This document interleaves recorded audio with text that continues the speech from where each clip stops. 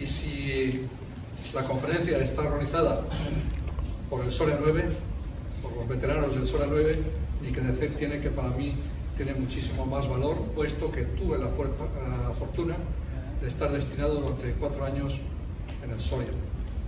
Por tanto, bienvenidos a este establecimiento, en una ocasión que creo que va a ser magnífica, porque escuchar a María Fidalgo, pues evidentemente siempre, de verdad María, que siempre es bienvenida a esta casa. Muchísimas gracias.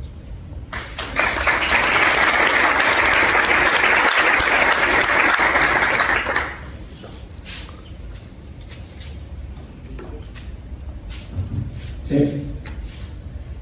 Bueno, buenas tardes a todos.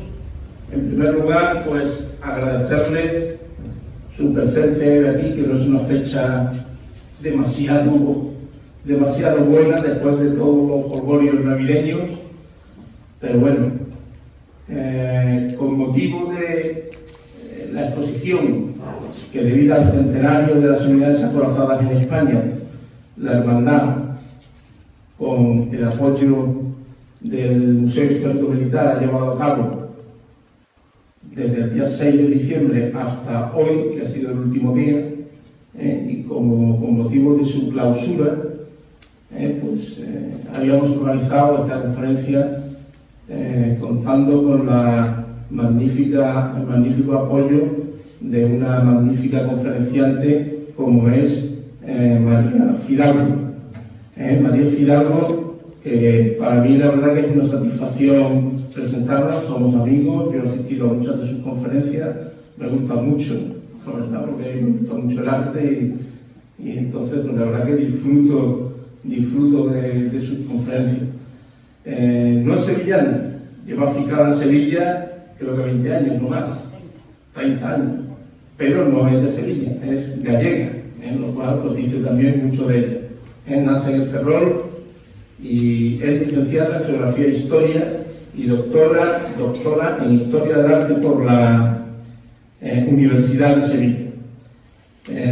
Ella tiene muchas facetas, es una mujer realmente poliédrica. Yo aquí voy a esbozar algunas y pasaré rápidamente pues desde su perfil de investigación en temas porque está muy especializada en el pintor de batallas, en Augusto Ferrer Dalmau, que muchos conocerán, pues tiene su perfil investigador en ese sentido, tiene el perfil docente, de hecho ella es profesora de instituto en la actualidad y lleva muchos años, tanto en el instituto como en la universidad, impartiendo clases y también en el máster que la Fundación Ferrer Dalmau organiza, pues también ella es profesora de ese máster. En cuanto a premios y distinciones, pues tiene aquí una larga lista, de las cuales, bueno, voy a mencionar únicamente el premio que le concedió en Badajoz, en Extremadura, por las jornadas histórico-militar que organiza en Extremadura, en Badajoz. Fue premio especial del jurado en esa ocasión, en el año 2020, con una magnífica ponencia que además también vi a través del canal de YouTube, que está fenomenal. Premios de literatura y periodismo, en fin, multitud de asistencias a congresos. Es realmente una mujer culturalmente muy activa, en comunicación. Es fácil encontrarla presentando libros en una u otra ocasión, bien en Sevilla o fuera de Sevilla, porque también ella se mueve por toda la geografía. Sigue su perfil de Facebook, la veo yo aquí, mañana allí en Ceuta, en Badajoz, en Ferrol. En cuanto a exposiciones, pues también tiene una amplia experiencia. Ha comisionado 30 exposiciones. Que también tiene una gran experiencia en lo que es la organización y desarrollo de exposiciones de todo tipo, sobre todo referidas al mundo del arte, Publicaciones, revistas, artículos en la revista Zenda, invitada por Arturo Pérez Reverte, y libros también, libros de los cuales pues, también voy a mencionar así los que yo considero más significativos, referidos a Ferrer Dalmau. Tiene este de Bocetos para la Historia, que es un libro muy bonito, también que o sea, las pinturas de Ferrer Dalmau me gustan, ¿no? Y creo que a la mayoría de nosotros nos gustan, pero a mí los bocetos especialmente me gustan. Y luego tiene El Imperio de Ferrer Dalmau también, pues un libro estupendo, muy bien editado, de una calidad extraordinaria, tanto en el fondo como en la forma. Y muchas más cosas.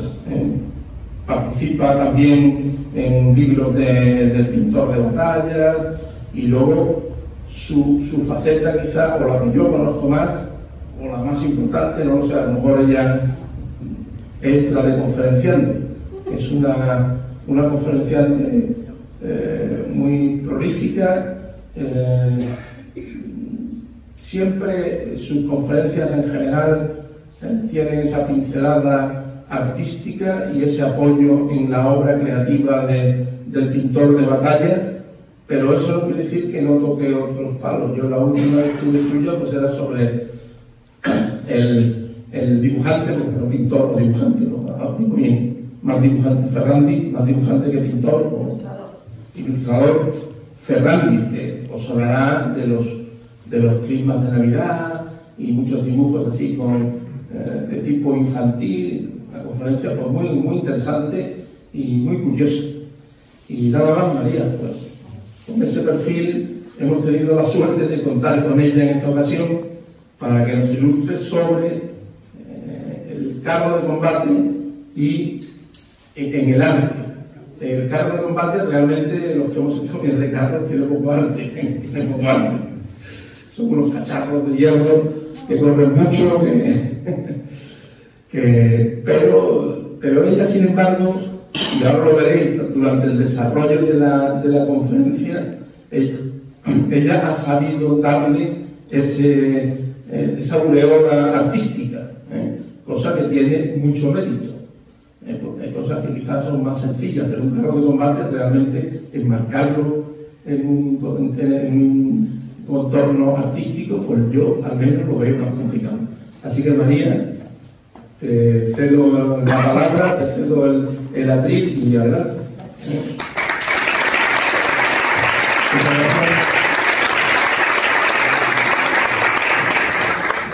Bueno, espero que una presentación como esta no defraudaros.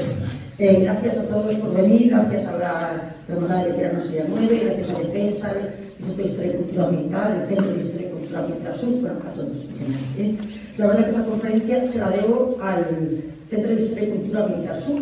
Hace casi un año me llamaron por teléfono para ofrecerme que diera una conferencia sobre esto. Y yo dije que no había nada. Pero ¿cómo voy a ver carros de combate en el arte español si no hay nada? Pero nada es nada. Que no, Ferrer Dalmau pinta 2 cuadros. Digo, sí, 2 cuadros, pero con 2 cuadros no hago una conferencia. Sí, no te preocupes, sabes un poco de Ferrer Dalmau, me tengo 2 cuadros. No, pero no puedo dar una conferencia de eso. Y entonces, la verdad que insistieron. Yo no quiero quitarme méritos, pero digo que ser mujer también me ayuda mucho, porque meter una mujer en unas conferencias y tal queda muy bien, ¿a qué voy a mentir? Aunque me favorezca, es la verdad. Y entonces me mandaron una cosa que me dio la llave, que fue una revista un ejemplar de la revista Ejército, muy antiguo, de los años 40. Y vi un dibujante maravilloso. Yo me fui a la biblioteca y empecé a sacar todos los ejemplares de la revista Ejército, de los años 40, 50, una revista que se llama Legión, que no está ni siquiera digitalizada, y me encontré con unos dibujantes, y la mayoría anónimos, y muchos habían pintado carros. Dije, mira, esos dibujantes se merece que yo estudie y se merecen que dé una conferencia. Y por quizá los dibujantes de la revista Ejército, olvidados hoy, anónimos la mayoría, pues son los que han hecho que esté yo aquí, porque me gusta mucho reivindicar el papel de la gente que no tiene su sitio y que se lo merece, como es el caso de los dibujantes. Bueno, vamos a empezar. Voy a empezar aquí. Esto sonará a todos a lo mejor la pincelada, o suena el dibujo. A ver, aquí no suena la escrita. A ver, venga, valientes. Por ahí están diciendo. Leonardo da Vinci. A ver, ¿y por qué pongo a Leonardo? Pues pongo a Leonardo porque es la primera persona que dibuja un carro de combate. Aquí lo tienes. Aunque mi conferencia es de carros de combate en el arte español, tenía que poner el genio de la pintura que pinta el primer carro. A ver, para las mujeres, que hay pocas aquí, no se puede decir tanque. A los militares no les gusta la palabra tanque, ¿eh? Hay que decir carro de combate. Tanque es una palabra eslava que tenían los ingleses para que no se enteraran los espías. Pero tanque no le gusta a los militares que tengan tanque. Hay que decir carro. Carro de combate o carro. Y el que va adelante no es un tanquista, es un carrista. Carrista. Eso lo digo por... Bueno, pues es una especie de caparazón, tenía como dos partes, como una especie de tortuga, y tenía unos agujeros, y por ahí se metían los arcabuces y disparaban. Creo que es un esfuerzo de Milán el que se lo encarga, pero bueno, como tantos otros inventos de Leonardo, nunca llegó a ninguna parte. Pero bueno, es curioso que la primera persona que dibujó un carro de combate, pues sea Leonardo da Vinci. Pero bueno, poco más, se acabó. Y además, España en general ha tenido muy poca pintura de historia, poquísima. Y de historia militar, menos todavía. Lo tenemos el país que menos tenemos. Cuando más se hizo fue en el siglo XIX. Se hizo mucha pintura de historia. Pero claro, en el siglo XIX no había carros de combate, por lo cual no podemos tener nada. Pero es que en el XX llega la vanguardia, llega arrasando, la vanguardia llega con una fuerza tremenda, y los pobres pintores académicos, y en concreto los pintores de historia, quedan finiquitados, vamos, les llaman rancios, cursis, pintores de teatro, o sea, realmente se acaba la pintura de historia. No hay nada más de pintura de historia. Les digo, ¿cómo voy a decir yo a conferencias y no hay nada?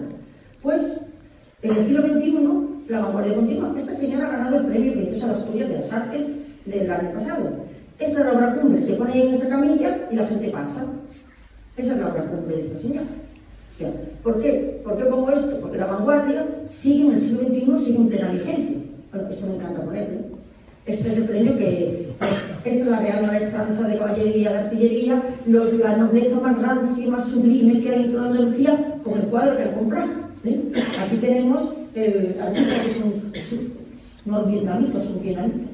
Esa es la camiseta, como veis. ¿Eh? Y aquí tenemos a los maestrantes posando con el cuadro. Para que veáis cómo la vanguardia tiene unos tentáculos tremendos que llegan hasta esto. ¿Eh? Se supone que una institución académica y prestigiosa. Bueno, además este chico lo hizo con su padre porque era mucho trabajo el cuadro. ¿Eh? Como le daba tanto trabajo, pues lo hizo con su padre. ¿Esto qué quiere decir? Pues que la pintura figurativa no tiene nada que hacer. Y claro, un carro de combate abstracto pues es muy complicado. O sea que no hay nada. Menos mal que en el siglo XXI nos aparece este señor. Esto nos ha tocado la lotería. Era lotería a los que nos gusta la historia y el arte que está en el hermano. Nadie se esperaba que existiera alguien como este. Los que venís a mis conferencias de Ferrer Arnau, yo os explico muy bien por qué aparece, cómo aparece, pero no es el tema de la conferencia. Pero bueno, ese es que nos pinta dos carros. Y ya se acabó, ya no hay más. Y como no había más, pues ¿dónde empecé a buscar? Pues ahora hay una cosa que los cursos le llaman arte efémera, con PH. El arte efémera es un tipo de arte que recoge pues, de carteles de las fiestas, programas de teatro, facturas incluso de las ferreterías que tenían esos dibujos arriba, billetes. Eran como soportes gráficos que tenían de época precedente. Y en el arte efémera sí he encontrado carros de combate, lo voy a enseñar. Bueno, son representaciones de carácter efímero, eran caros a alquilar, eran de una calidad muy mala, porque eran papeles impresos nada más, y eran o gratis o costaban poco, y además son todos anónimos. Los que pintan estas cosas son anónimos, nadie sabe lo que son. Por supuesto, ni hay bibliografía ni nada, nadie habla sobre esto. Pero aquí los tenemos. ¿Por qué pongo estos dibujos? Bueno, esto es un envoltorio de dibujos. A mediados del 19, sobre a mediados del 19, resulta que aparece la cromatografía, que es la imprenta en color. Entonces, en aquellos tiempos, la gente en color tenía muy pocas cosas. Ni la tele era el color, ni el cine era el color, ni siquiera la fotografía, porque los fotógrafos del pueblo pintaban a mano, las fotografías eran coloreadas, no era foto en color. Cuando se descubre la imprenta en color, los cantantes, que son muy listos, descubren que metiendo en el chocolate unos cuadraditos de colores, que es lo que se llama cromolitografía, el cromo, los niños empiezan a pedir ese chocolate porque tiene ese cromo dentro. Y se estimula mucho ese coleccionismo, eso de que los niños compren el chocolate con el cromo, eso empezó en esta época, y estos señores empiezan a incluir dentro de los cromos, hay de todo, de animales, de razas, escenas de la guerra, en concreto escenas de la guerra de África, que fue la primera guerra de África. Pero, como en la primera guerra de África no había carros de combate, pero en la última sí. Y aquí tenemos los cromos. Como veis, los dibujantes eran extraordinarios. O sea, esto es un cromo, se ve chiquitito, pero fijaos, qué maravilla. Fijaos este rifeño que parece un patriarca, fijaos qué empaque tiene, el soldado todo apuesto, derecho, incluso la perspectiva, ¿no? El fondo, las nubes, o sea, realmente, aunque eran cromos pequeños, son dibujantes extraordinarios. Este señor no sabemos quién es, pero desde luego, vamos, tiene un empaque, este patriarca parece Miguel Ángel, no, yo no me digo, por el empaque que tiene. Por ejemplo, que es un empaque de tropas a Melilla, fijaos qué maravilla la perspectiva, cómo está conseguida. Fijaos las tropas, la magnitud del barco y todos los planos que hacia el fondo. Eran unos dibujantes extraordinarios. Y aquí tenemos los primeros cromos de nuestros soldados en África. Y dentro de estos cromos encontré, fijaos que son magníficos. Nadie sabe ni cómo se llamaban ni quiénes eran, pero la verdad que unos coloristas muy buenos y componían muy bien. Fijaos ese que está por encima de la cubierta del barco, hacia esa perspectiva es complicadísimo, complicadísimo. Pero lo resuelven de una manera fluida. Y aquí tenemos, bueno, además algunos, fijaos estos, bueno, algunos se iban colocando y hacían entre sí los cromos, hacían una figura grande. Todo es muy interesante. Bueno, aquí tenemos el primer pintado. Aquí tenemos el cromo y aquí tenemos la foto. Como veis, la fidelidad del dibujo es espléndida, es tal cual. Pues esta es la primera vez que aparece un carro de combate en el arte. En este caso, un sencillo cromo, pero yo creo que tiene bastante interés. Aquí tenemos otro. Aquí se perfectamente, veis el F-17 que lo tenéis arriba y veis el dibujo de cómo los rifeños huyen ante un ataque de los carros. Se supone que los carros impresionaron mucho a los rifeños, bueno, supongo que igual que cuando Hernán Cortés llevaba caballos, pues a los aztecas, a los maxicas. Aquí tenemos otro, este es como veis, un artillado, esto es Casa Buena, es una posición donde el regimiento de Extremadura y de Sevilla van a salvar a este blindado que se había quedado atrapado en una especie de zanja. Y estos son cromos muy interesantes porque es la primera vez, como digo, que aparece carros de combate en el arte.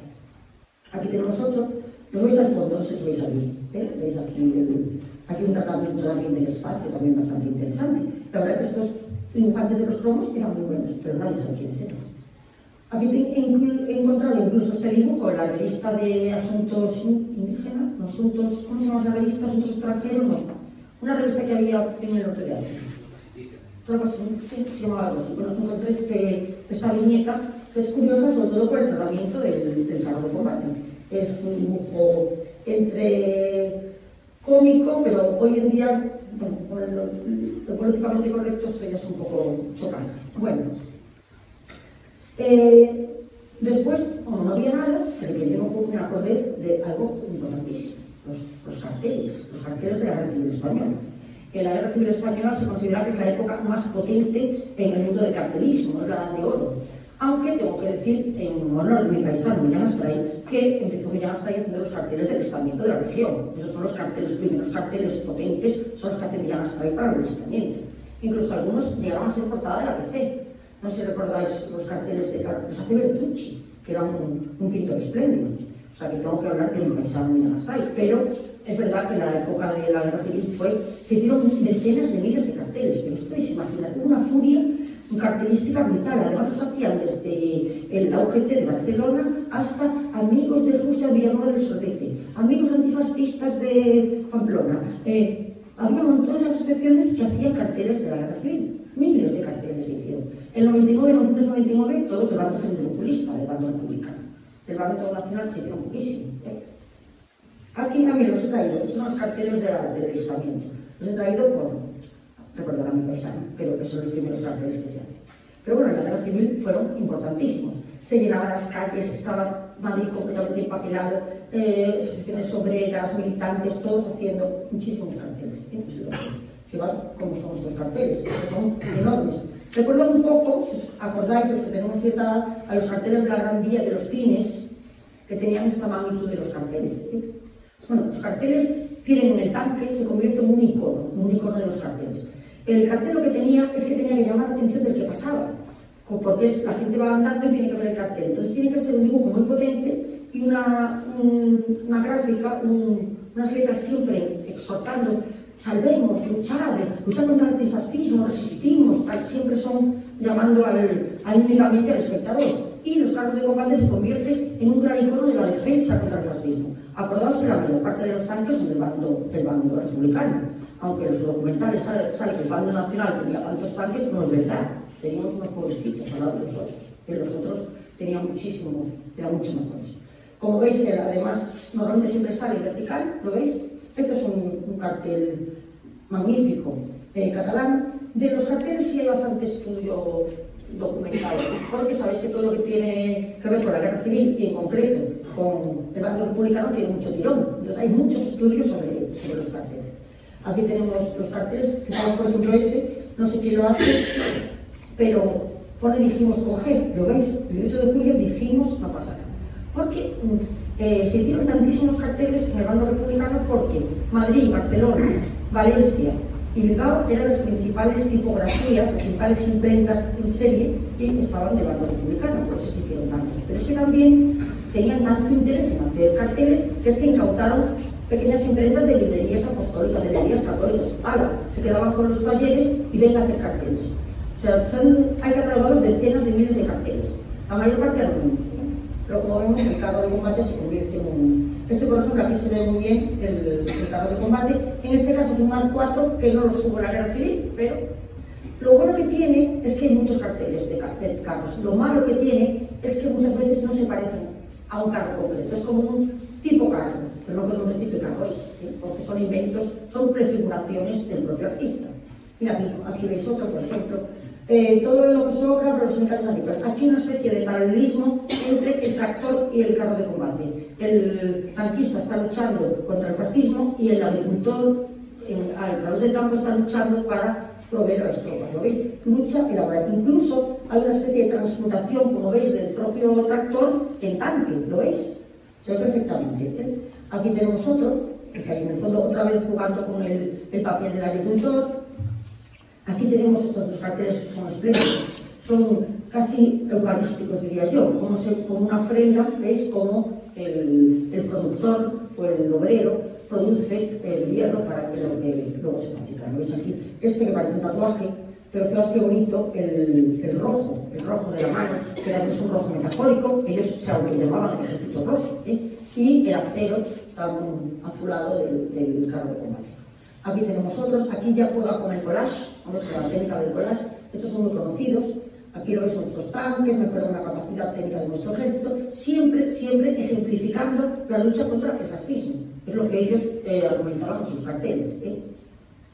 Bueno, aquí tenemos otro más, esos son más elaborados, fijaos que por ejemplo, Agrupación Socialista de Vicálvaro Canillas. Vicálvaro Canillas debía ser pequeñísimo, pero ya, mira qué pedazo de cartel, hay que pensar que esa hazaña, Ah, no, ¿quién es? Silencio Prieto, es verdad, sí. Se lo ponen sí, aquí está. Y aquí este soberbio, esta isla de las mediaciones, qué bonito es, con el rojo, y cómo el tanque está aplastando la esvástica. ¿Veis cómo aplasta la esvástica? Es, además, todo rectangular, la España democrática que necesita, siempre exhortando a los sentimientos de los que pasaban, a isla de las mediaciones. Bueno, estos son también muy llamativos, son además de Bardesano, que es uno de los grandes ilustradores, son completamente piramidales, la figura humana tiene unos caracteres tremendos y el carro de combate siempre abajo. Este es espléndido en el tratamiento del espacio, este es súper moderno. Como veis, además, no sé dónde han sacado esos uniformes con esos abrigos negros. Fijaos cómo, hacia el fondo, cómo la repetición de los fusiles, no digo el plano de gracia, pero cómo va marcando el espacio hacia el fondo en diferentes planos de profundidad. Y luego ese cerdo que ejemplifica lo deleznable, el objeto, que es el fascismo, lo sé porque tiene una esvástica por alguna parte, ¿no? Creo que la pierna, no sé qué. Bueno, jóvenes, el ejército popular nos espera siempre con ese tipo de... Este también es muy curioso por las milicias, aunque este es que se parece un reloj 17, ¿lo veis? Sí que se parece bastante, otros en cambio no se parecen nada. Estos son muy bonitos, tanto el de la izquierda, que tiene un estudio incluso, digamos, medioambiental. Como veis, hay una especie de estudio de la luz y cómo los obreros de la construcción, cómo llaman a fortificar. Es tan valioso la labor de fortificación como las montañas. ¿Lo veis ahí? Y aquí este soberbio, a sus puestos. Precioso. La verdad es que son unos carteles con una potencia visual y narrativa estupendo. Esos también no pasarán. Bueno, este también es muy llamativo. Tenemos a la pasionaria, el sevillano José Díaz, aquí lo tenéis aquí, y este incluso hasta parece un poco más cuadro dentro de que es un cartel. Bueno, aparte de los tanques, dentro de la temática de la cartelería de la guerra civil, el antitanquista se convierte en un símbolo. El que es capaz de derribar un tanque, los que llevan las granadas de mano, como la dinamita, también se convertirán en protagonistas de muchísimos carteles. Entonces, contra los tanques hay bombas de mano, destrozarles, porque ya en este momento, sobre todo de la mitad de la guerra en adelante, el bando rebelde se ha apropiado de muchos tanques espléndidos soviéticos, los ha hecho suyos, y ya prácticamente están igualados. Entonces ya se alecciona para que se tire contra los tanques. Y, como vemos, el antitanquista se convierte en un protagonista del cartel. Este es sobrenatural, fijaos que musculatura titánica, lo veis el tratamiento de la musculatura, incluso el skyline de estos edificios de Madrid, la Telefónica, la Puerta del Sol, incluso la Puerta de Alcalá, son unos cuadros de una belleza deslumbrante. Como veis en la mano, pues llevamos con el capucho de dinamita, a veces lleva una granada. Aquí lo veis aquí, aunque algunos también llevan cócteles Molotov, que ya se habían inventado en Finlandia, pero que ya están aquí los vemos. ¿Ves otra vez? Valor, atacar, siempre es el mismo tema que se va repitiendo. La verdad que son espléndidos, con el tratamiento incluso de la anatomía un poco robótica, en el sentido de despersonalizar la figura humana, pero para convertirla en lo que es el concepto. Asturias, hoy como ayer, el Socorro Rojo cuidará de vuestras familias. La verdad que... Bueno, y que es como Madrid, se transmuta en una mujer que va contra los tanques. Tenemos a esta señora que es Madrid, hombres libres del mundo, la Villa de Madrid se va con nosotros. La verdad que entiendo que haya mucha gente que estudie esos carteles porque son estupendos. Bueno, esto es fascinante. Este señor que se llama Antonio Col era un marinero mallorquín que destrozó cuatro carros de combate, este marinero. Y luego murió en el frente de Usera. En el frente de Usera lo muere en la guerra, con metralla, bueno, el caso es que se convierte en un símbolo, en un héroe. Aquí lo tenemos en este cartel y lo veis delante de los cuatro tanques. Se convierte en un héroe absoluto, Antonio Col. Tanto que la carrera de San Jerónimo, que es la de las Cortes de Madrid, le cambian el nombre y le ponen Avenida Antonio Col. Bueno, les dedican montones de homenajes, aquí lo tenemos, muy guapo, se parece a del fin, no veis que no hay del fin, aquí lo veis. Y bueno, se hace pues de todo cartel. Veis arriba, en este cartel veis arriba el carro de combate arriba, y aquí también, primera compañía Antonio Col, cazadores de tanques, bueno, se convierte en un ídolo absoluto.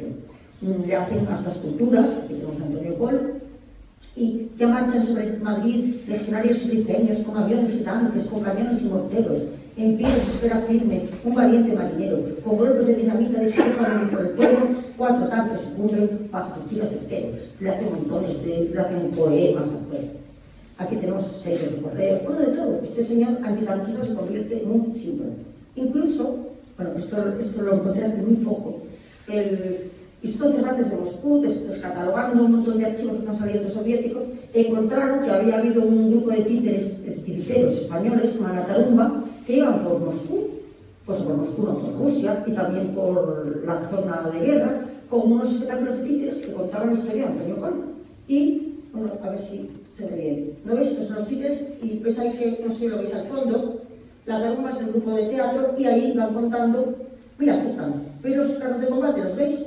Y arriba ese bigote que está transmutado también como una esvástica, y este es iban contando la historia de cómo este señor había tirado los 4 tanques. Bueno, pues ahora viene lo mejor.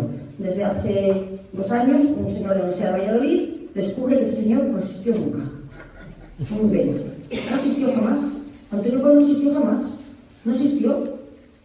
Es una transmutación, bueno, se me pegado esta frase de transmutación, de Los marineros de Kronstadt. Es una película soviética, se estrena en los años de la guerra, y la historia del protagonista la extrapola y convierte a Antonio Col en el personaje. Bueno, a este pobre señor de Valladolid lo tienen crucificado por haber dicho esto, pero ha demostrado que nunca jamás existió Antonio Col. O sea, a veces el tono de la propaganda es importantísimo hasta construir un antitanquista. Bueno, del bando rebelde hay poquísimos carteles, prácticamente nada. En realidad son alegorías de la victoria. Ya se hacen cuando ya prácticamente han ganado, como por ejemplo este que es soberbio también. Fijaos el carro de combate abajo, ¿lo veis? Y esa España victoriosa con ese casco, como si fuera Minerva, ¿la veis? Como si fuera la diosa griega, potente y poderosa, tira esa España que empieza a resucitar, en esa España con una unidad de destino lo universal. En esta España potente y poderosa, pero ya no son carteles de guerra, ya es un cartel de alegoría.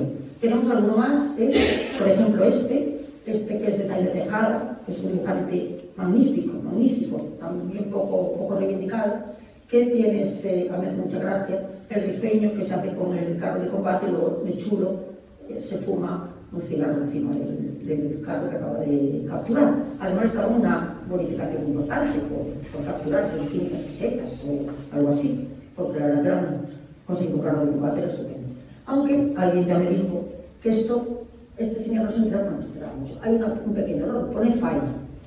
Los comunistas jamás dejaban que un anarquista se montara en un carro. Para montarse en un carro había que ser del Partido Comunista. Olvídate de que uno de la FAI tuviera un carro de combate. Es más, todos los instructores que daban en el campo de instrucción a los carlistas, si no era del Partido Comunista, olvídate. No. Incluso en algunas, se ha comprobado en algunas ofensivas de la guerra, como no estuvieran de acuerdo los comunistas en la ofensiva que se iba a hacer, no salían de un carro. El carro no salía.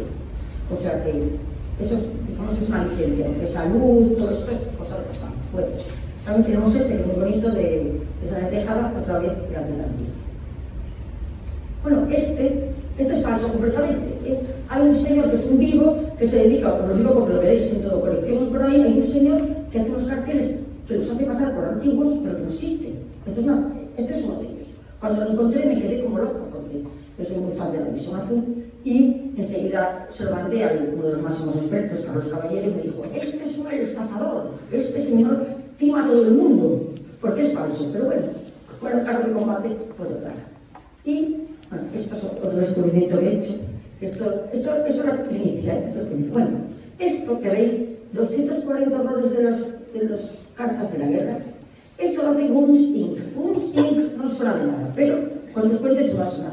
En todas las películas americanas siempre hay un niño que colecciona cromos de béisbol. ¿Os acordáis que siempre los cromos de béisbol, en montones de películas? Bueno, pues esta compañía, que es Guns Inc., que hace los cromos de béisbol, decidió hacer una caja de cromos con los horrores de la guerra. Así lo tenemos. Además es una cosa que, ¿no ves?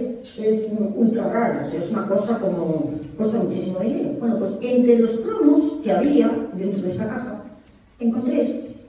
Este es la Guerra Civil Española. Y esa señora que está en el suelo es Gerda Taro. En clave de género, como se dice ahora, sería la Robert Capa. Sabéis que Robert Capa era el gran fotógrafo de la guerra, esta era la novia, pero como dicen ahora, esta chica lo hacía todo ella, pero lo filmaba ella. Bueno, es lo que dicen ahora. Pero sabéis que esta chica, Gerda Taro, en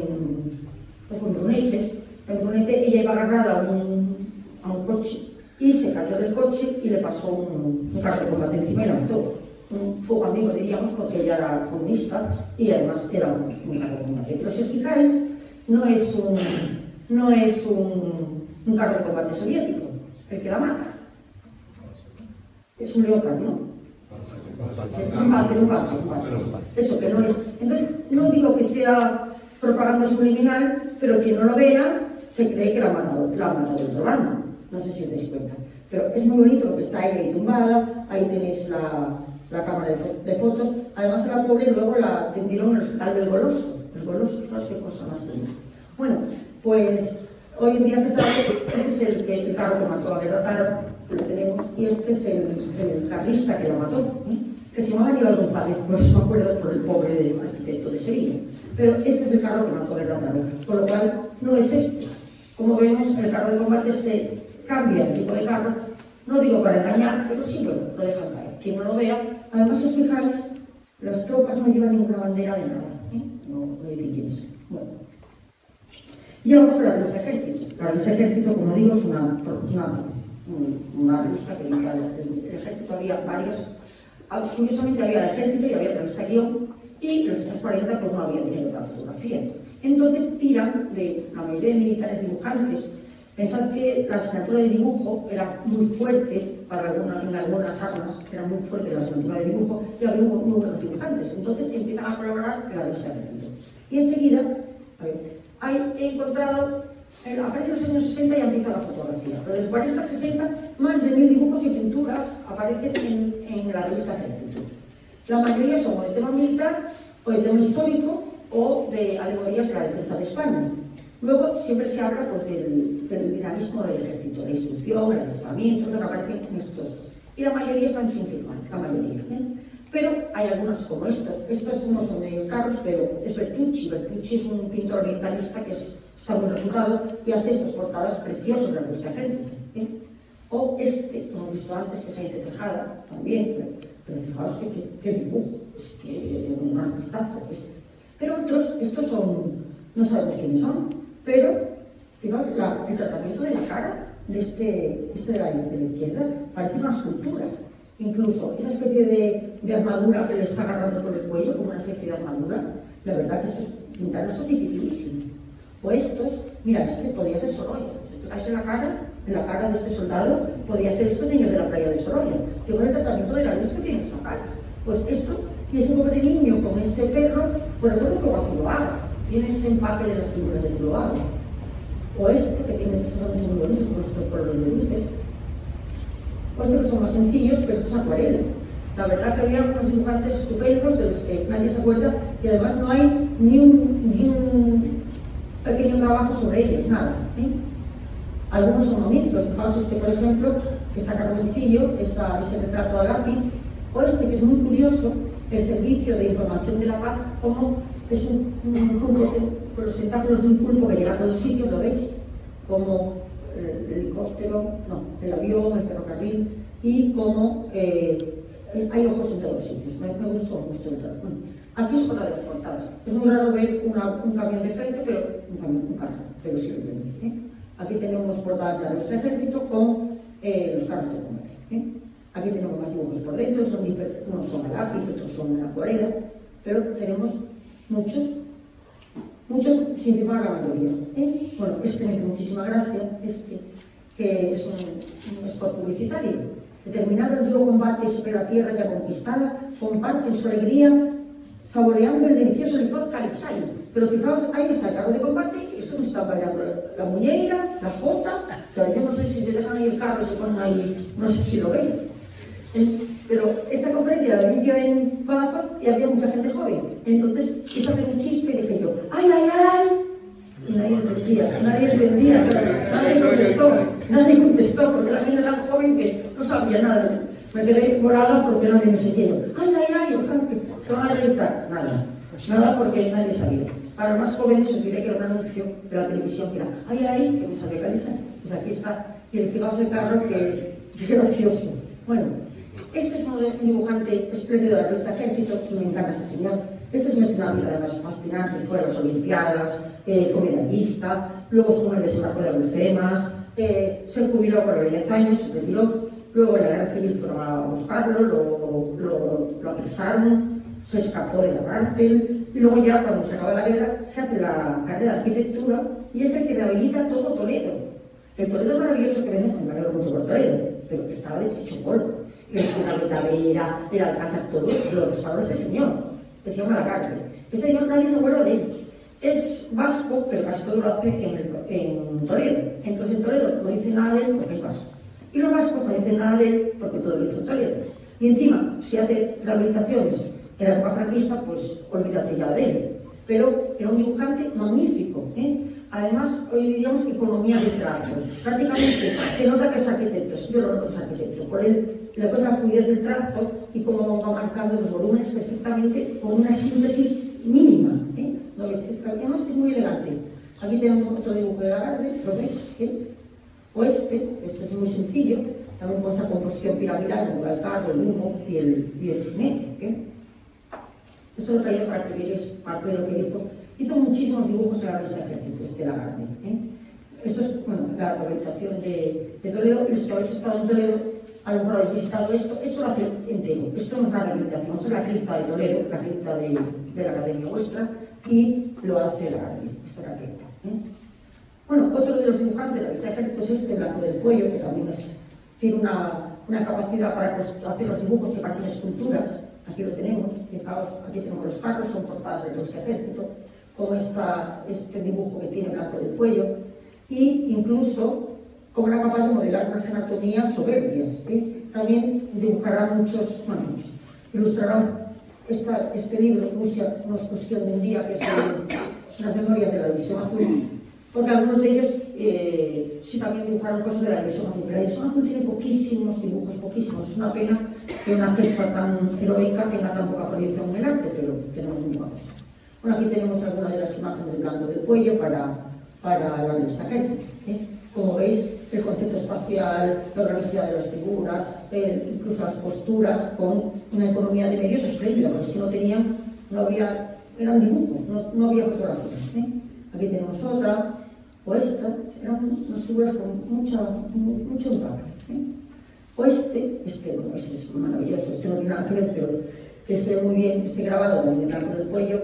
Este es el Bocado de la Muerte, el Bocado de la Muerte de la Legión, que lo compré yo el otro día en toda colección, lo compré y me costó 20 euros. Me costó 20 euros, es original, prueba original. Todavía de estos, en toda colección, aparecen muchos. Como nadie sabe ni quiénes son, pues aquí están. Pero más capacidad espacial para componer la luz, lo difícil que es hacer un grabado. Bueno, de este también estoy encantada con este dibujante, Narbona, que nació en Córdoba. Este chico, sabemos que en Córdoba despunta como dibujante, gana un premio de pintura juvenil y enseguida, con 17 y 18 años, se va a Madrid y se afilia a la Arte Española y era de los chicos que vendía la revista Fe, esos chicos que los acribillaban en la calle. Y desarrolla en Madrid, bueno, muy valiente, porque de hecho está implicado en muchas cosas, muchos ataques por la falange. Es apresado en el cuartel de la montaña, se escapa del cuartel de la montaña con un mono de con un mono de milicianos, perdón. Se escapa del cuartel de la montaña, se escapa con el hijo de Fanjul, luego se infiltra en el bando republicano y además este dibujo lo hace infiltrado, es un comisario republicano, que es un dibujo. Y luego ya cuando acaba la guerra hará muchísimos dibujos para la revista Ejército, pero tiene un estilo muy definido y muy americano. A mí me gusta mucho. Fijaos que este chico de Córdoba, qué portadas hacía. Además aquí vemos una parte en blanco y negro, la otra parte que hace este color como blanco y amarillo. Es muy volumétrico a la hora de dibujar. O este es soberbio, este es súper moderno. Fijaos, todo lo construye a base de lo que es el perfil tanto del casco como del carro de combate como el de la granada, ¿no? Una granada, esas granadas que tenían palito, que eran alemanas, ¿no? Granadas, ¿no? ¿Veis que se ve la granada que es como la del palito? Aquí están las granadas alemanas. O que es muy bueno, veis como la figura está completamente en diagonal y como los carros de combate están ahí delante. Es verdad, como os he dicho antes, que a veces los carros de combate no se corresponden con modelos reales, es un poco la prefiguración un poco conjunta. O este soberbio, este está hecho además con estos trazos blancos y negros, esta cara del carlista, la verdad que tiene una potencia impresionante. Enseguida pasó al mundo publicitario y hizo también muchísimos anuncios. ¿Veis un nombre que está arriba? Hasta el nombre es moderno, ¿veis? Narbona, ¿lo veis arriba pequeñito? Hasta el nombre es moderno, todo en mayúsculas, en chiquitito. O esto también lo hace para la División. Esto lo hace Narbona, también lo hace para la División Azul, esta es Narbona. Y también hará muchísimas portadas y anuncios para la revista Ejército. Es de las más caras de gas, se leerá mucho. Y también hará de cafeaspirina. La cafeaspirina ya no existe, pero el caso que hace tantos anuncios que le llaman de Hollywood. Y se va a Hollywood, se va a trabajar con Disney y se pasa unos cuantos años trabajando en Hollywood, ganando una pasta tremenda, pero dice que él no podía más, porque para que el ratón Mickey moviera la cola, tenía que estar dibujando, como no había la cosa digital, 300 tíos dibujando el ratón Mickey durante horas y horas y horas para que el Mickey hiciera así. Entonces al final se fue a Venezuela y ya le perdí la vista. No sé qué fue del señor Narbona. El caso que me quedo muy intrigada, me sé que un día puedes estudiar al señor Narbona. Bueno, aquí tenemos, mira, encontré esta fotografía, así con ese look así un poco del mundo de Lampa, no sé, tiene un aire como chulo, no sé, es curioso. Bueno, otro de los distantes es San Félix, este señor muy conocido, hará muchísimas ilustraciones, está moderno, hace Arache, es el calvito que está en el medio, este trabajará muchísimo, también la revista Ejército, sobre todo en acuarela, la acuarela es lo que más trabaja.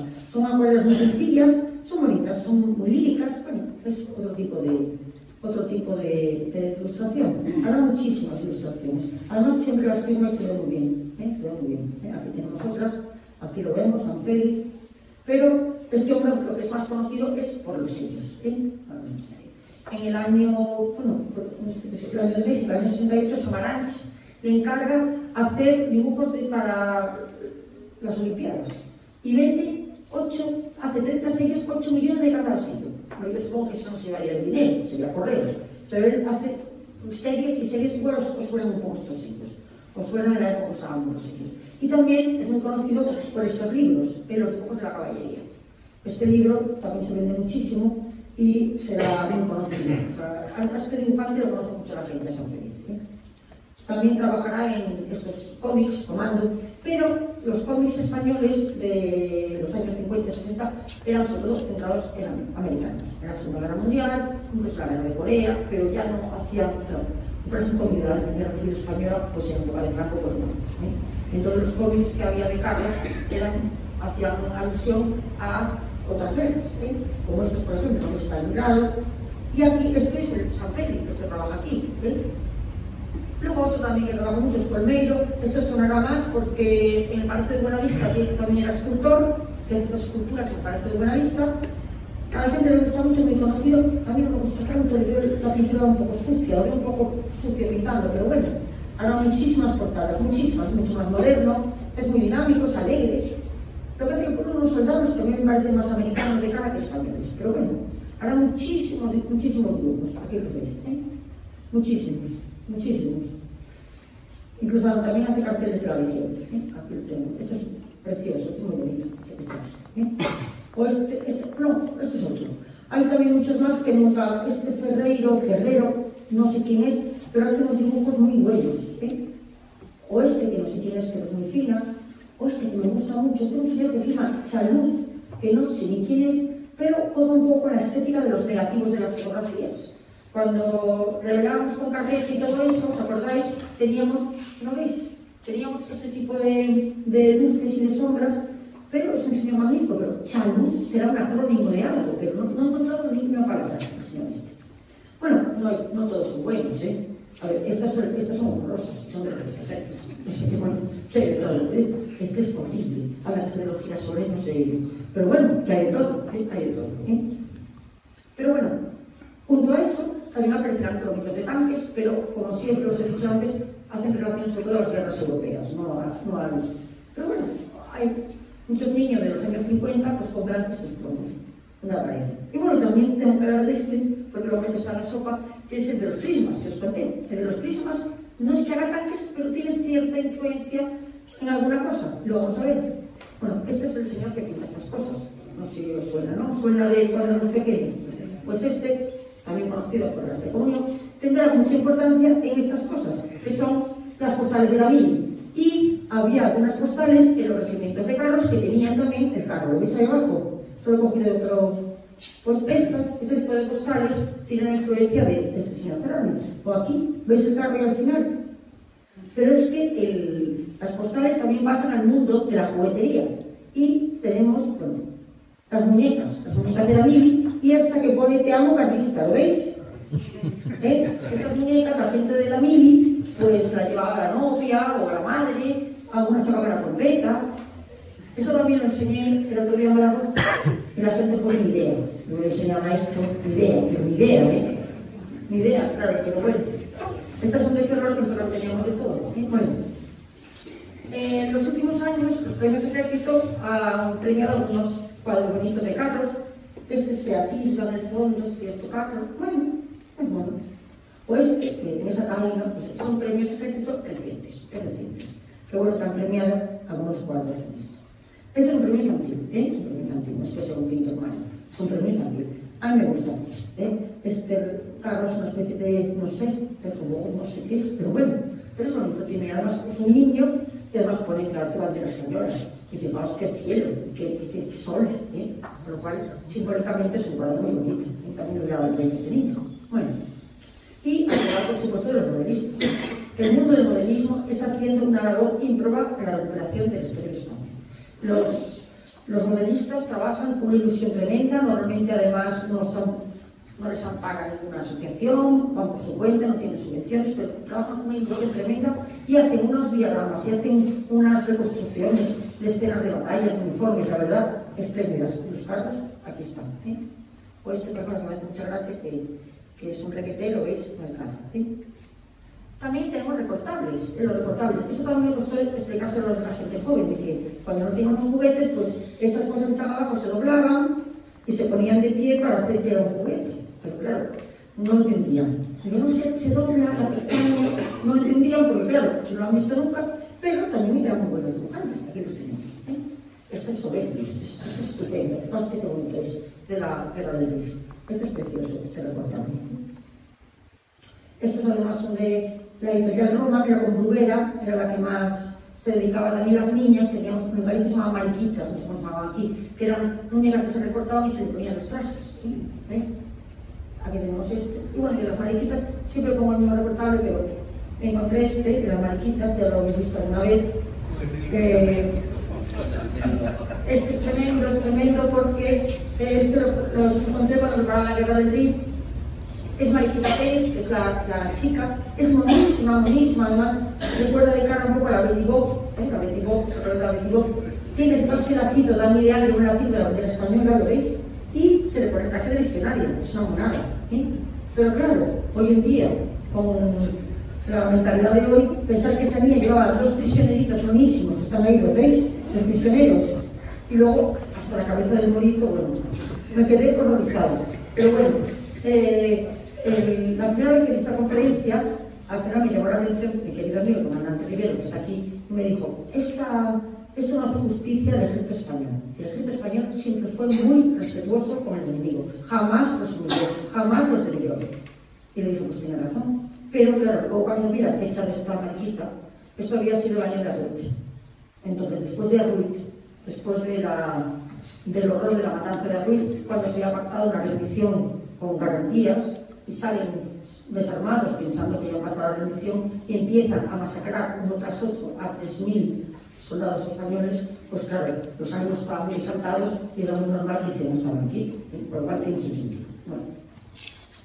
También almanaques y también cómics, pero como os he dicho también son americanos, pero aquí trabajan mucho de los dibujantes, o estos que muchos niños se ven muy bien, o este trabaja mucho en la revista Ejército. Y este que lo pongo aquí, seguramente no lo conocéis, este es guapísimo requete. Este es un marqués, tampoco lo reconocéis, pero cuando pongo un dibujo lo vais a reconocer, es este. ¿Quién es este? Mingote. ¿Por qué pongo a Mingote? Yo considero, es una teoría mía, que Mingote es el artífice de los carteles de hoy, es el que influye en la estética de los carteles de hoy. Cuando él hace, sabéis que era coronel, ¿no? Vamos, es que era coronel Mingote. Teniente coronel. Cuando hace este dibujo, es muy bonito, ¿lo veis? ¿Quién te ha visto y quién te ve? Abuelo y nieto, con los dos tipos de armamento, los dos tipos de uniformes. Empiezan el ejército a poner un tipo de cartel, no digo humorístico, pero sí tipo viñeta. Venga. Estas son las cosas que hacen ahora, ¿los veis? Lo que hacen ahora el ejército son este tipo de carteles. Este es este, vale. Este es el que hace el Mingote. No digo que sean iguales, pero sí esa estética un poco aniñada. Yo no quiero protestar, pero a mí no me gustan estos carteles. A mí me gustan carteles serios. A mí me gustan carteles que hacen los de la que son los carteles. Pero a mí poner estos carteles, a ver, serán muy monos, pero me parece que es un poco pueril, Me parece un poco pueril. Pero bueno, son los que se llevan ahora. Este tipo de carteles es lo que utiliza el ejército para todo, Por dar esa imagen un poco más cercana, menos embarada, un poco más accesible, es lo que hace. Y bueno, y ahora llevamos con el plato estrella, que es Ferrer del Mar. Porque, sabéis que, bueno, casi todos los que estáis aquí conocéis a Ferrer del Mar. Ferrer del Mar es, bueno, nuestro pintor de batallas, caso único en la historia de la pintura española, es el pintor que más ha hecho por la historia de España en imágenes y tiene un poder de atracción tremenda. No sabéis que hace 10 días le dieron la medalla de oro de las Bellas Artes, por fin. Esperemos que pronto el príncipe de Asturias, pero ¿qué es lo que trae Ferrer del Mar? Un talento extraordinario para pintar. Luego, la temática, pues una temática que reivindica la bandera de España, que reivindica capítulos antiguos de la historia de España, que reivindica el orgullo español que estaba perdido, por no decir ninguneado o olvidado. Y también el mensaje patriótico, un mensaje de que somos lo que somos, como dice el Tercio, porque fuimos lo que fuimos. Y luego el atractivo de sus imágenes, son atractivísimas. Pues todo este cóctel hace que este señor sea pues, lo más. Repasamos algunas cosas, pinta toda la historia de España, desde Pelayo, este cuadro está en Sevilla, la Primera Constitución, hay un notario que la tiene en su despacho, es Pelayo, Cortés, por ejemplo, la conquista de América, creo muy pocos, porque no es una conferencia, pero bueno, por lo que si no lo conocíais, bueno, el maravilloso cañón de Colorado. Además, tengo una amiga que estuvo en el cañón hace 4 años y me contó que en el cañón hay un cartel que dice: Lope de Cárdenas, cuando se asoma al cañón, dice: esto es 3 veces más hondo que la Catedral de Sevilla. Eso lo pone allí en inglés, lo pone allí en el cañón. Bueno, la reivindicación de Cano como el gran difusor, el artífice de la idea de volver, porque Magallanes en principio iba a volver por el mismo sitio, pero es el Cano que decide circunnavegar. El maravilloso, podría hablar de este cuadro horas y horas, el milagro de Empel, quizá el cuadro religioso más importante del siglo XXI sin lugar a dudas, un cuadro que ha hecho historia, porque casi todo el mundo que sabe la historia de Empel es por este cuadro. Bueno, ¿qué voy a decir de este cuadro? Roy es quizá con las lanzas de Velázquez es el cuadro histórico más importante de la historia de la pintura. O bueno, el malagueño Gálvez, que bueno, andando por el Mississippi, pocos cuadros tan completos como este. O nuestro magnífico Gueriben, la tremenda epopeya de esos hombres en esa posición de Marruecos. Ahí tenemos al comandante Benítez con la bandera de mochila, le tenemos ahí arriba el comandante Benítez como aguanta esta posición hasta la extenuación y la reivindicación de la intendencia. La intendencia, pero normalmente nunca salen los cuadros de historia, pero aquí quiso darle su sitio con la aguada y ese prodigioso lienzo con esa vertiginosa entrada del último convoy que llega con el agua y las municiones siendo ametrallados por los rifeños. Este cuadro compositivamente es sobrenatural, o sea, es componer, aquí más de 54 figuras, hay varios planos, es un cuadro impresionante. Bueno, hemos tenido la suerte de verlo en Sevilla, hace un año. Bueno, por no decir, tras su reivindicación de la gesta de los divisionarios en el frente más letal de la Segunda Guerra Mundial. Bueno, aquí tenemos también el Ferrer d'Almau, que es la primera vez que el ejército español lleva a un pintor con ellos, acompañándolos. Es la primera vez que pasan.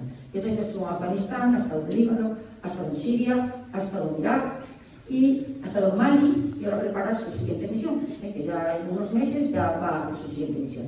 Porque él siempre dice que quiere estar al lado de los soldados para ver un poco, sentir con ellos lo que siente un soldado y luego eso que él percibe de los soldados luego lo transmite en sus cuadros. Este es uno de esos cuadros más importantes, que es la patrulla, que además siempre que se lo pongo a mis alumnos, lo pongo mucho en clase, todos empiezan los marines, digo, ¿qué marines? La habilidad de Pontevedra. La habilidad de Pontevedra, aquí está.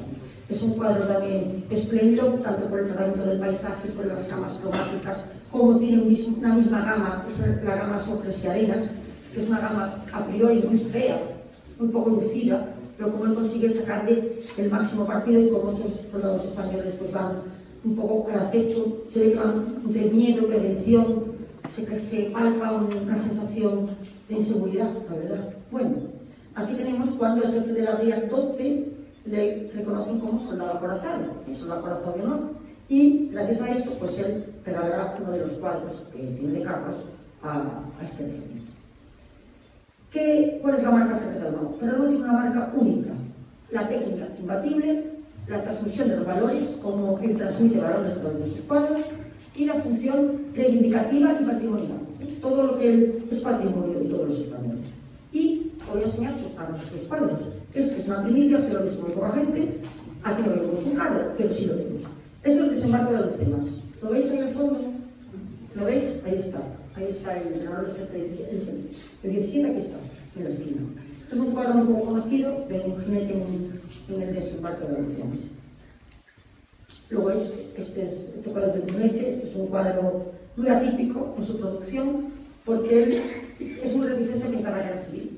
No quiere pintar la guerra civil, dice que ya no voy a pintarla, porque ahora mismo pintar la guerra civil es meterte en un campo de batalla, otra vez, porque ya la ideología, o sea, ya es tremendo, la guerra civil es tremendo.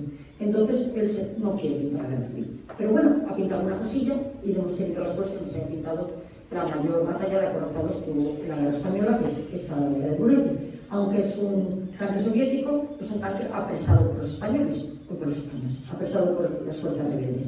Y aquí tenemos la bandera española para que sepan de qué bando es. Es un cuadro complicado porque es cuadrado, y normalmente este formato lo usa poco, y otra vez estas gamas tristes, neutras, grises, y simplemente el único foco de color está en la explosión que está en el fondo, ¿lo veis? Estos charcos que no son tan amarillos, pero es que salen muy amarillos en la foto, que no son tan amarillos. Y luego la bandera española, que se convierte en el eje un poco emocional de toda la composición. Hay diferentes planos, como veis, 1, 2, 3, 4, 5, 6, como 10 planos entre lo que es unos pequeños montículos y el barro, que es un cuadro, hay unas tropas, se ven esa tisma. Además, él es muy... Con la pincelada es demasiado amarrado, es decir, él amarra mucho la pincelada porque él se ha convertido en un documentalista. Entonces, cuando él pinta un soldado con un uniforme, con sus botones, no puede ser los botones, tiene que ser el botón. Además, los militares son muy viejitas y siempre están. Este botón no es el que tenía que ser, este galón, tiene que ir todo perfecto.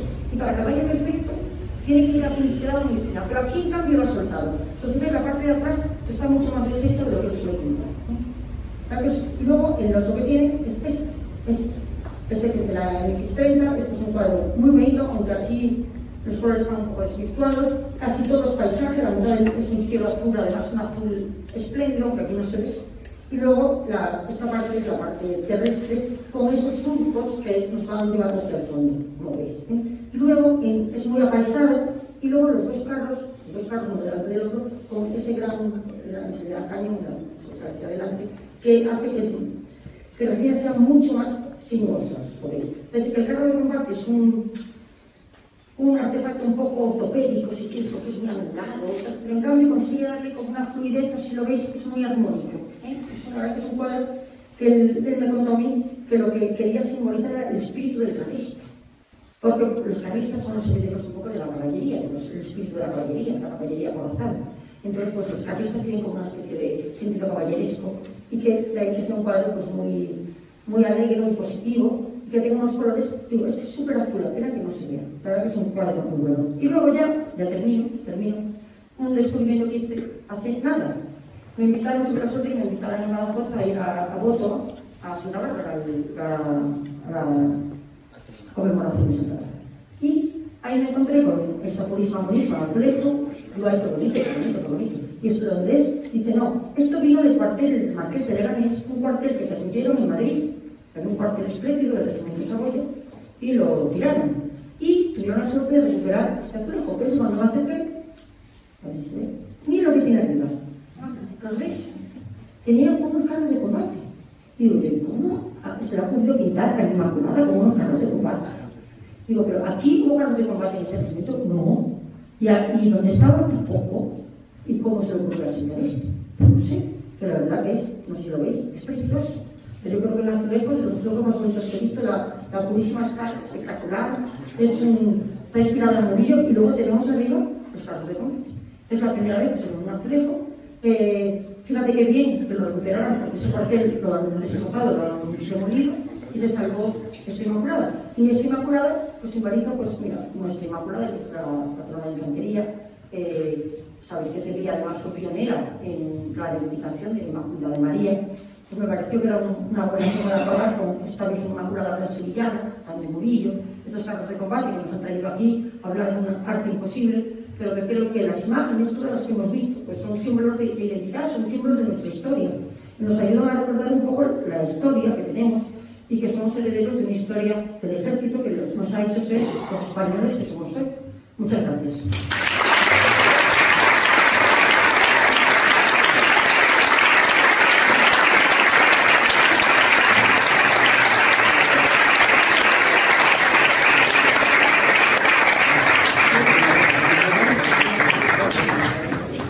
Bueno, María, muchísimas gracias por esta magnífica conferencia que nos acerca el arte a los carros. Era posible. Y también por aceptar el reto, porque yo entiendo, bueno, sí. soy carrista, pero no soy artista. Pero mezclar esas dos cosas, no fue complicado. Yo creo que es una cosa complicada. Pero bueno, así que muchísimas gracias. ¿Si tenéis alguna pregunta? Ah, mira. María, en primer lugar agradecerte, que te tuté, agradecerte la magnífica, no solo la conferencia, sino el trabajo de investigación que supone todo esto. Yo además particularmente me llevo una gran alegría personal, porque varios de los dibujantes que has puesto ahí, San Félix fue jefe mío, en Barcelona, cuando él mandaba la cuarta sección de Estado Mayor. Colmeiro, lo conocí, tiene retratado a muchos capitanes generales de Madrid, y en el pasillo capitanes generales de la antigua capitanía del Palacio del Consejo están. Y ha habido dos cosas que en fin, quería dejar. La primera era la de Mariquita Pérez. Yo he dedicado muchos años al estudio de la campaña de Melilla, y concretamente esa Mariquita Pérez empezaron esos dibujos en octubre del año 1921, como bien has dicho, después de la toma de Montearre y encontrarse 2000 y pico cadáveres mutilados. En aquel momento, ahora estamos en el ejército como, no, pero lo digo como crítica, presentarlo como un ONG. Pero en aquel momento, esas columnas cuando llegaron a Montearre y se encontraron 2000 y pico de compañeros destrozados, una de las avanzadillas de la región que hay figura le regaló un cesto lleno de cabezas cortadas a la duquesa de la Victoria. Quiero decirte que está fuera de contexto, pero en una guerra, cuando suceden esas brutalidades, puedes esperar cualquier cosa. Ahora somos muy sensibles, pero eso pasa. Como pasó en Bosnia con Jablanica, como pasó en muchísimos sitios, porque el ser humano en una guerra se compra. Y por último decirte que este cuadro tuve la suerte de estar mandando a la Brigada 11, eso lo trajo en Saboya cuando se incorporó a la antigua Brigada 21 y se puso concretamente en el año 1966. Y es la Inmaculada que preside toda la zona donde está ubicada el regimiento Saboya, en la base de Burto de Badajoz. No me extraña lo del carro, porque ese azulejo pertenecía a la división acorazada. La división acorazada tenía muchos carros en Madrid, entre ellos el Guarrá, y formaba parte del espíritu de lo que era la división acorazada. Por eso aparece ese carro ahí. Nada más, María. Pues nada, gracias, lo diré así, pero bueno, yo pregunté allí, pregunté al otro, pero ¿por qué los carros? No, antes se llamaba el regimiento tal, cambió el nombre, pero nunca tuvo carros. Eso perteneció al Saboya. Pues no es normal que se pinte una Inmaculada con carros si no hay una vinculación con los carros. Porque, hombre, la Inmaculada con un carro es como el tocino en la velocidad que se decía antes, es imposible. Pues aquí está. Eso representa la brigada, la división Brunete, la corazada Brunete, la famosa, porque era donde estaba ubicado el regimiento Saboya. Sí, está en Boto, en la plaza principal de Boto. Bueno, pues, ¿alguno más? ¿Nada? Pues muchas gracias. Gracias a todos por venir.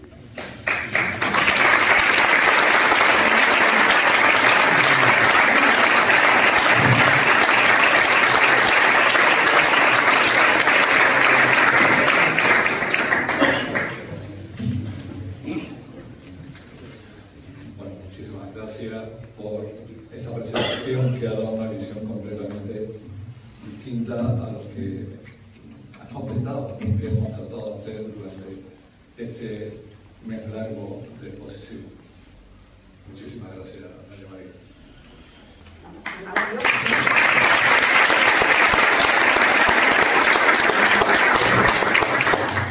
Bueno, realmente estas son las últimas palabras que creo que dirigiré con relación a la exposición.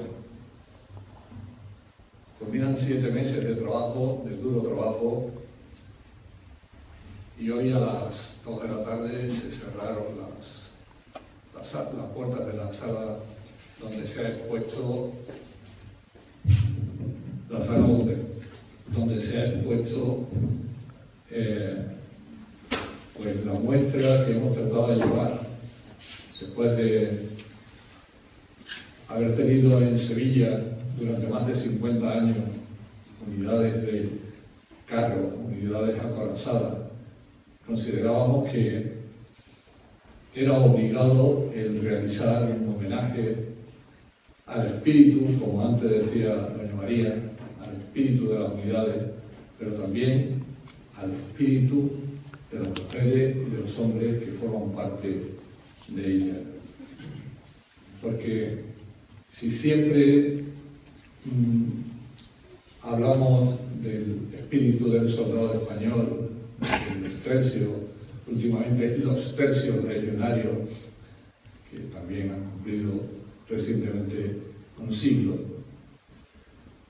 no es menos importante el espíritu del combatiente, del que está dentro de ese carro, de esa masa de 46 toneladas, o 49 toneladas, o 30 y tantas toneladas, que se mueve a unas velocidades enormes y que ha tenido una evolución tremenda que se ha podido ir viendo a lo largo de la exposición que hemos presentado en lo esencial. No me queda otra cosa que agradecer a todos los que han participado, y ha participado muchísima gente, empezando por el Centro de Historia y Cultura Militar Sur, a través del Museo de Historia Militar de Sevilla. Tengo que agradecer a la Asociación Amigos del Museo, en particular a los Uñas Negras, todo el trabajo que han realizado para que esto haya llegado a ser una realidad, igual que las aportaciones que han hecho los componentes de la Asociación de Maquetistas y Miniaturistas de Sevilla. Y además, unidades que también se han implicado, como por ejemplo la Brigada 10, a través del Regimiento Acorazado Córdoba 10, y de la Brigada Guadarrama, a través del Museo de Medios Acorazados. Gracias al trabajo, a las aportaciones, al esfuerzo de cada uno de ellos, hemos, creo, presentado una muy digna exposición por la que han pasado más de 5.600 personas. Teniendo en cuenta las fechas en las que nos hemos encontrado, teniendo en cuenta que en las primeras semanas las condiciones climatológicas no eran las más atractivas para salir, creo que este homenaje que hemos dado ha dado su fruto. Y me gustaría que el general Simón, como antiguo soriano, como más caracterizado de los que están aquí presentes, y como miembros de la hermandad, pues clausure, por favor, mi general, la exposición España 100 años acorazados.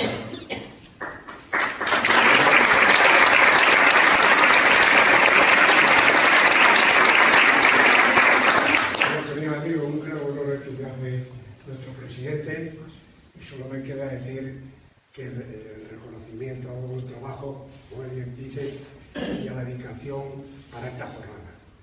Con este acto, dándote las gracias nuevamente por esa magnífica conferencia, queda clausurada la jornada de 100 años de Medios Acorazados.